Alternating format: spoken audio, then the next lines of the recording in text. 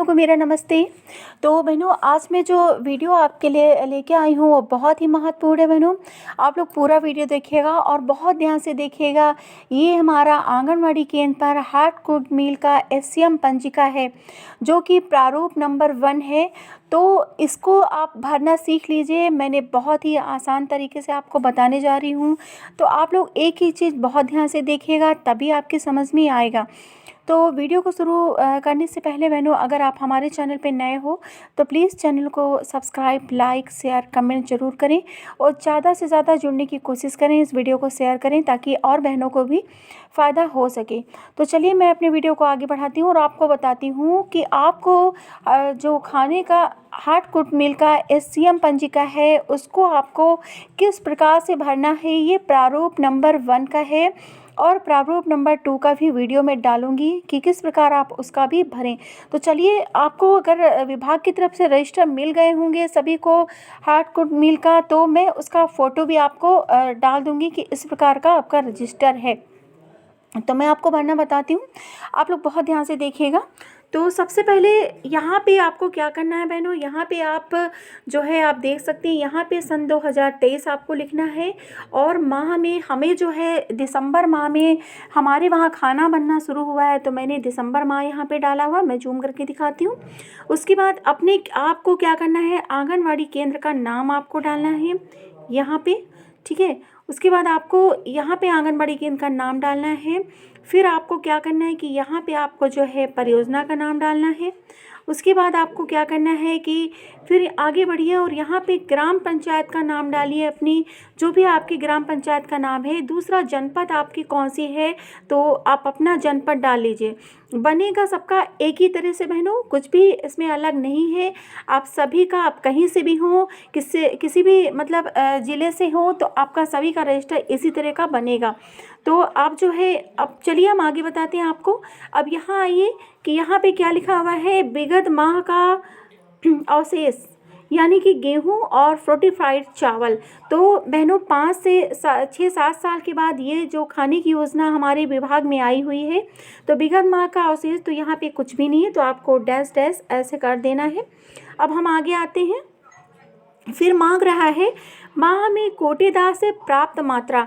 माह में कोटेदार से प्राप्त ना, हमने जो है 1 दिसंबर को उठान किया था राशन का, तो हम यहाँ पे 1 दिसंबर यानी 1/12 सन 2023 यहाँ पे डाल लेंगे। 1/12 सन 2023 आपको यहाँ पे डाल लेना है, ठीक है। अब आगे बढ़ते हैं। हमें कोटेदार से कितना गेहूं प्राप्त हुआ, तो आपको विभाग की तरफ से बहनों पीडीएफ मिली होगी। जैसे आपको पता चलता है कि कोटेदार के वहाँ हमारा राशन आ गया है, आप अपनी सुपरवाइजर मैडम से, हमारे विभाग से पीडीएफ मांग लीजिए ताकि आपको पता चल सके कि आपको कितना गेहूँ चावल आया है और आप कोटेदार से उठान कर सकें। चलिए, गेहूं जो है हमें मिला है 49 किलो 300 ग्राम, आप देख लीजिए, मैं जूम कर दे रही हूँ। और हमें चावल जो मिला है वो 104 किलो 200 ग्राम, ठीक है। अब हम आगे बढ़ते हैं, आपको दिखाते हैं कि यहाँ पे पूछ रहा है कुल मात्रा। चूँकि अवशेष यानी यहाँ पे जो 1+4 यानी 1 पे जो था वो अवशेष था, 4 वाला ये है, तो हमें जो है अवशेष कुछ भी नहीं था, तो हमें कुल मात्रा में भी यही डाल देना है जो हमें प्राप्त हुआ, यानी 49 किलो 300 ग्राम और 104 किलो 300 ग्राम, ठीक है।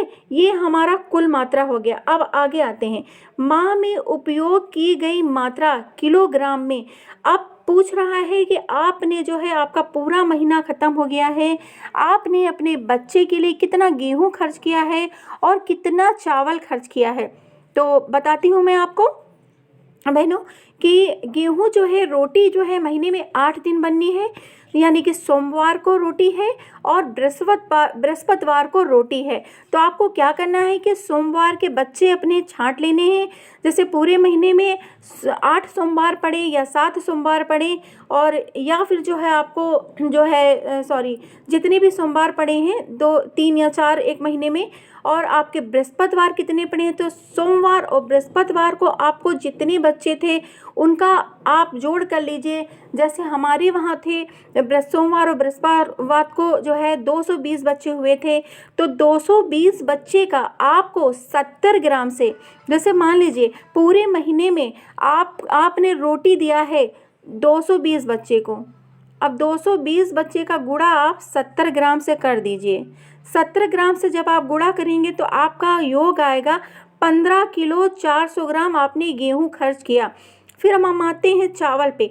चावल जो हम ज़्यादा बना हुआ है महीने में, यानी 17 दिन बना हुआ है, तो चावल हम जो है हमारे 493 बच्चों ने खाया था पूरे महीने में टोटल। जैसे किसी दिन बच्चे जो हमारे हैं 20 आए, 25 आए, 30 आए, 20 आए, 15 आए, बच्चे हमारे इसी रेशियो से आते हैं। तो हमने उनको पूरा टोटल किया तो हमारे 493 बच्चों को हमने जो है, इनको 493 बच्चे हमारे थे तो इनको गुणा हमने फिर 70 ग्राम से किया।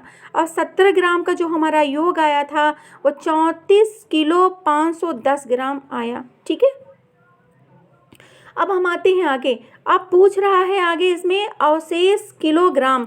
तो गेहूं कितना बचा है आपके पास और चावल कितना बचा है। तो आपको क्या करना है कि आपको जो प्राप्त की गई मात्रा थी, यानी कुल मात्रा 49 किलो 300 ग्राम गेहूं जो है, इसमें से आपको 15 किलो 400 ग्राम घटाना है और आपको अवशेष मात्रा यहाँ पे लिख देनी है। अब देख लीजिए यहाँ पे 33 किलो 900 ग्राम गेहूं हमारे पास अवशेष में बचा हुआ है, यानी 15 किलो खर्च हुआ है। और इसी प्रकार आपको जो है 34 किलो 510 ग्राम आपका चावल खर्च हुआ है। तो आपको क्या करना है, 104 किलो 300 ग्राम से आपको घटा के अवशेष मात्रा में 70 किलो 300 ग्राम आपको यहाँ पे लिख लेना है। ठीक है, इस प्रकार आपको ये स्टॉक रजिस्टर बनाना है और मैंने बहुत ही आसान तरीके से बताया है। अगर आपकी समझ में अब भी नहीं आता है तो प्लीज़ हमें कमेंट ज़रूर करिएगा और लाइक भी करिएगा। आप हमारे नीचे भी आप देख लीजिए यहाँ पे क्या लिखा है, आंगनवाड़ी कार्यकर्त्री का नाम, आंगनवाड़ी कार्यकर्त्री के हस्ताक्षर, अपना मोबाइल नंबर। यहाँ पे आपके प्रधान का नाम रहेगा, प्रधान के हस्ताक्षर रहेंगे, मोबाइल नंबर रहेगा। इतना इस प्रकार आपको ये प्रारूप नंबर 1 जो है, प्रारूप 1 है, ये आपको इस प्रकार बनाना है। तो नेक्स्ट वीडियो में प्रारूप 2 में जल्दी मैं डालूंगी। तब तक के लिए बहनों आप लोग हमेशा खुश रहें, मस्त रहें, व्यस्त रहें, सुरक्षित रहें। नमस्ते बहनों।